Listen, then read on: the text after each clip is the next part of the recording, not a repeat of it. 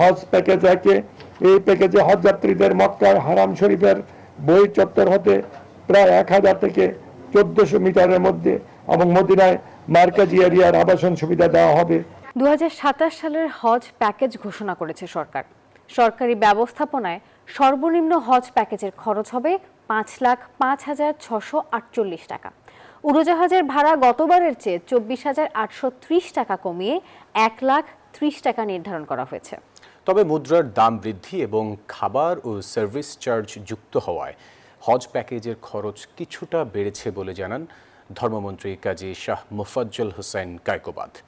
সচিবালয়ের সংবাদ সম্মেলনে এসব তথ্য জানান তিনি। 2027 সালে হজ পালনের জন্য চলতি বছরের 1 জুলাই থেকে প্রাথমিক নিবন্ধন শুরু হয়। নিবন্ধন শেষ হবে আগামী 24 সেপ্টেম্বর। ব্রিফিংয়ে আগামী মৌসুমের হজ প্যাকেজ ঘোষণা করে ধর্মমন্ত্রী। জানান, সরকারি ব্যবস্থাপনায় 2টি প্যাকেজ থাকছে। নিম্ন প্যাকেজের খরচ ধরা হয়েছে 5,05,648 টাকা।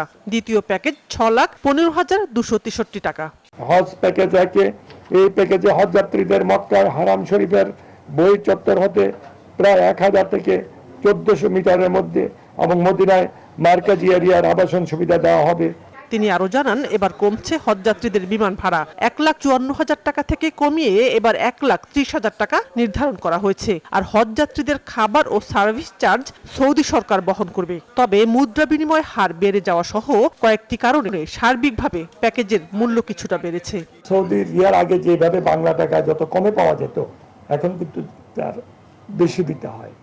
ভবিষ্যতে আরো বেশি দিতে হতে পারে। ওটা তো আমাদের হাতে নয়, এটা ইন্টারন্যাশনাল। আর প্রতিটা খরচ কিন্তু বেড়ে যাচ্ছে। একটা দেশ দেখান যে তারা আগের তুলনায় কমাইছে। 40 রিয়াল করে দিয়ে দেয়া লাগতেছে। আগে এটা দেয়া লাগতো না। এটা ওই প্যাকেজের বাইরে হাজিরা নিজের পয়সায় খেতেন। এবার নিজের পয়সায় খাওয়া লাগবে না, এই পয়সাটা আগে দিয়ে দিতে হবে। চাঁদ দেখা সাপেক্ষে 2027 সালের 15 মে হজ অনুষ্ঠিত হতে পারে। সেই হিসেবে আগামী বছরের হজ ফ্লাইট শুরু হবে 8 এপ্রিল থেকে। সানাজি ইয়াসমিন, নিউজ 24, ঢাকা।